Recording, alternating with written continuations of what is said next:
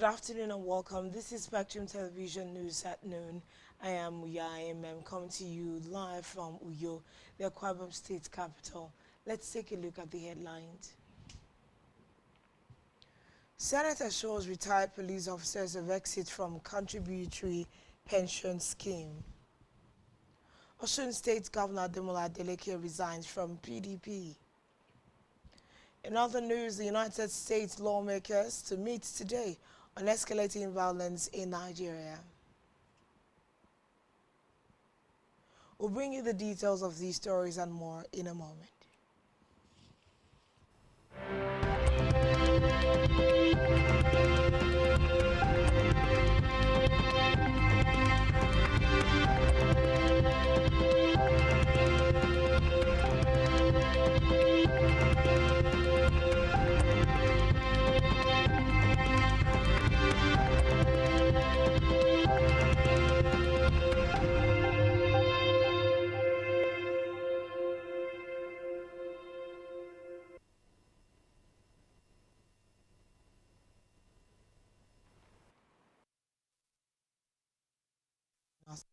Now to the National Vice President Kashim Shettima wants the companies to Nigerian schools. The Vice President described the innovation as a potentially transformative tool for basic education if adapted to local needs.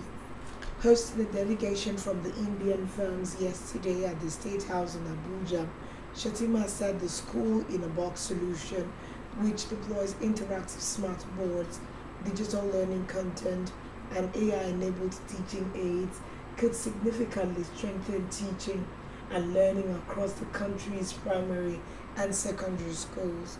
The Vice President, who recalled deploying the Kian system during his tenure as Borno State Governor, said the technology's ruggedness and versatility make it suitable for Nigerian classrooms, especially in underserved communities.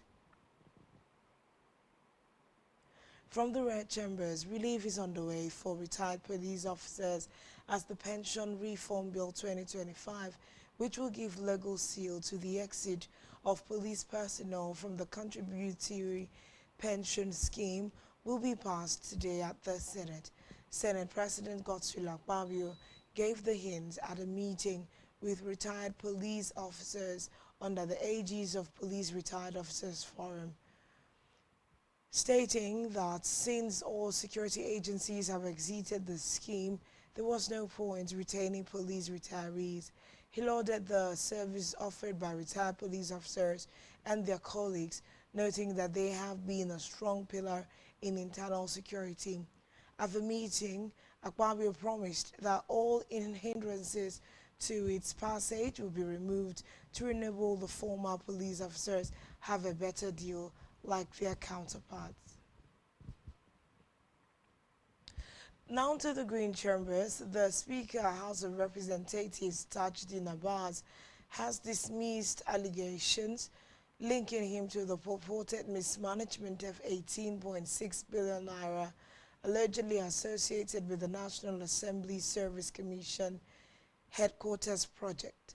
The allegation made by the Socio-Economic Rights and Accountability Project (SERAP) suggested that the Speaker had mismanaged funds purportedly tied to the NASC building. However, in a statement issued by his special advisor on media and publicity, Musa Krishi, Abbas described the claims as factually incorrect and misleading. Krishi emphasized that all contractual matters in the National Assembly fall under the administrative bureaucracy, which has its own statutory leadership and procurement processes. He added that the NASC headquarters project was awarded and contractually executed long before the emergence of the current leadership of the House. The Speaker's office urged SERAP, the media, and the public to respect institutional boundaries that clearly separate the roles of political leaders from those of administrative bodies within the National Assembly. In the meantime, the House of Representatives ad hoc committee investigating Nigeria's power sector reforms and expenditure from 2007 to 2024 yesterday queried Azura Edo power plant over 18 billion naira the company received from the federal government through the Nigerian Bulk Electricity Trading PLC within 6 months in 2023. During the resumed investigative hearing in Abuja, Committee Chairman Ibrahim Aliyu demanded explanations after discovering that Azura failed to disclose or account for the funds in its submission to the panel. Aliyu said official records showed that between January and June 2023, Azura received over 18 billion naira as excess tariff payments and other financial settlements from NBET payments. The committee said directly fall under the scope of ongoing investigations into public expenditure on the power sector. But when asked about the transactions, Azura's head of legal and compliance and its representatives at the hearing, Akim Olabande, admitted that the company did not submit any documents on the payment. He also confirmed that Azura omitted information on budgetary allocations, loans, grants, bank settlements, and other financial inflows connected to federal power sector spending. Away from that, the Minister of Defense Mohammed Badaru has resigned his appointment with immediate effect. His resignation was contained in a letter addressed to President Tinubu and dated December 1. The special advisor to the President on Information and Strategy, Bayo Nanuga, who confirmed this to newsmen, said Abubakar resigned on health grounds. Onanuga said President Tinubu accepted Abubakar's resignation and thanked him for his services to the nation. Reports say Tinubu will likely inform the Senate of Badaru's successor within the week. Abubakar, 63, was a two-term governor of Jigawa State from 2015 to 2023. He was appointed Defense Minister August 21, 2023 by President Tinubu. His resignation comes amid President Tinubu's declaration of a national security emergency with plans to elaborate on its scope in due course. In another development, Osun State Governor Ademola Adeleke has formally resigned from the People's Democratic Party (PDP). The governor announced his decision in a post on his official X handle, attaching a copy of his resignation letter. The letter was addressed to the PDP chairman of Ward 2, Sabah Obongude in Eden North local government of Osun State. In the letter, Adeleke cited the ongoing crisis within the PDP's national leadership as the reason for his departure. The governor expressed gratitude to the party for providing him the platform to serve, first as senator representing Osun West between 2017 to 2019, and later as governor of the state. Back here on the home front, Akwa Ibom State Governor Pastor Moina has reaffirmed the state's readiness to welcome visitors from within and outside Nigeria for Christmas Unplugged 3.0 and beyond. Speaking at the opening ceremony before the unveiling of Christmas Unplugged 3.0 official logo, Governor Eno described the festival as a vibrant platform that showcases the state's warmth, creativity, and rising tourism profile, especially as it boosts entrepreneurship. He noted that Akwa Ibom is making significant strides in aviation, citing the recent upgrade of the Victor Atai International Airport as a major boost to global accessibility. Governor Eno called on Akwa Ibomites, friends and admirers to turn out en masse to support the 31 local government areas as they display their diverse cultural heritage. Earlier, the Commissioner for Culture and Tourism, Dr. Anietie Udofia, had described Akwa Ibom as an emerging toast among the committee of states, adding that the Christmas Unplugged event has evolved into a global fiesta, attracting participants and visitors alike. Now to the continent of Africa. The Democratic Republic of Congo has announced the end of its latest Ebola outbreak after no new cases, were reported in the past 42 days.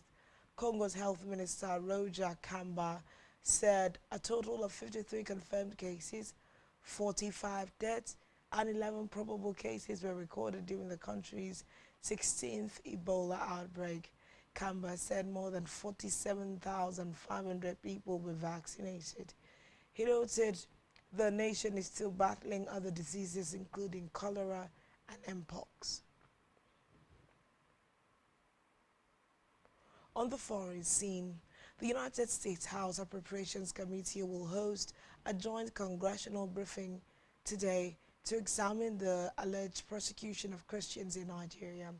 U.S. Congressman Raleigh Moore shared a notice on X confirming that House Appropriations Committee Vice Chairman and National Security Subcommittee Chairman Mario Diaz-Balart will lead the session and will be joined by colleagues from the Appropriations Committee as well as members of the Foreign Affairs and Financial Services Committees. The briefing will also feature input from representatives of the U.S. Commission on International Religious Freedom and other subject matter experts. According to the announcement, the session aims to draw attention to the escalating violence and targeted persecution of Christians in Nigeria. It added that the roundtable will gather critical testimony to inform a comprehensive report directed by President Trump on the massacre of Nigerian Christians and the steps Congress can take to support the White House's efforts to protect vulnerable faith communities worldwide. Still on the foreign scene, Russian President Vladimir Putin will meet U.S. Special Envoy Steve Witkoff in Moscow today after the White House said it was very optimistic about reaching a deal to end the Ukraine war. U.S. President Donald Trump's son-in-law, Jared Kushner, who has acted as an outside advisor in diplomatic talks, is also expected to attend. The summit comes after 2 days of negotiations in Florida between Ukrainian and U.S. officials, including Witkoff and Kushner, aimed at refining a U.S.-backed peace plan, which had been viewed as favorable to Russia. Meanwhile, Ukrainian President Volodymyr Zelensky described the talks as constructive, but said there are some tough issues that still have to be worked through.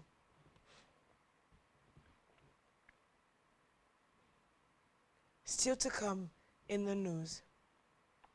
CAF organizes preparation course for referees ahead of AFCON 2025. Stay tuned for details of this and more in a moment.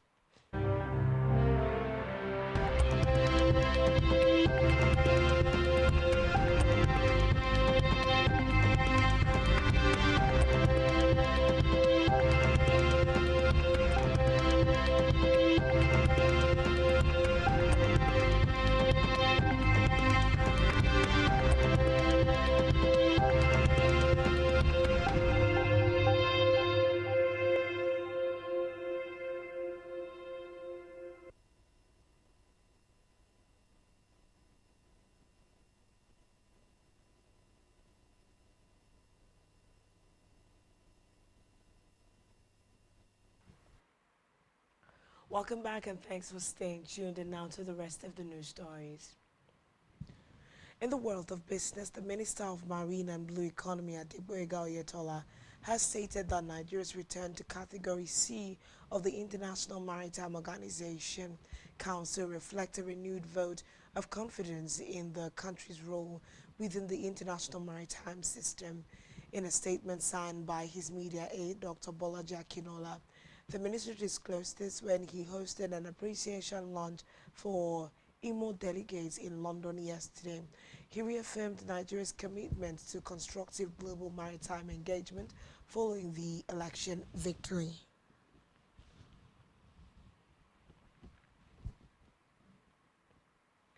Still in business, Nigeria's public debt stock increased from 149.38 trillion naira in the first quarter of 2025 to 152.39 trillion naira in the second quarter of 2025. The National Bureau of Statistics (NBS) disclosed this in its Nigerian domestic and foreign debt report for Q2 2025, released in Abuja.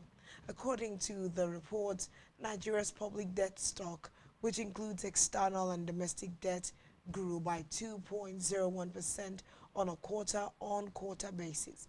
It said external debt stood at 71.84 trillion naira, while domestic debt was 80.55 trillion naira within the period. On our health news, urological surgeons have stated that Nigeria now has the expertise and equipment to perform minimally invasive surgeries in patients with kidney stones and prostate enlargement using advanced treatment technology like holmium laser enucleation of the prostate HOLEB. According to the expert, HOLEB is a minimally invasive surgical procedure used to treat benign prostatic hyperplasia, also known as an enlarged prostate, which obstructs urine flow. The surgeon said the country's readiness is evidenced by the successful execution of highly delicate procedures, including minimally invasive surgeries across select centers. The specialist noted that years of investment in training, technology, acquisition, and collaborative partnerships are beginning to yield visible results. Now to the world of sports. The Confederation of African Football (CAF) has organized a preparation course for referees selected for the 2025 Africa Cup of Nations. Referees, assistant referees, video assistant referees, and technical and physical instructors were part of the exercise which took place in Cairo, Egypt. CAF stated that the objective of the preparation course is to ensure the best possible preparation of officials before the start of the competition. Recall that Africa's soccer governing body announced the selection of 73 officials for the tournament last week. Morocco will host the competition from December 21st to January 18, 2025.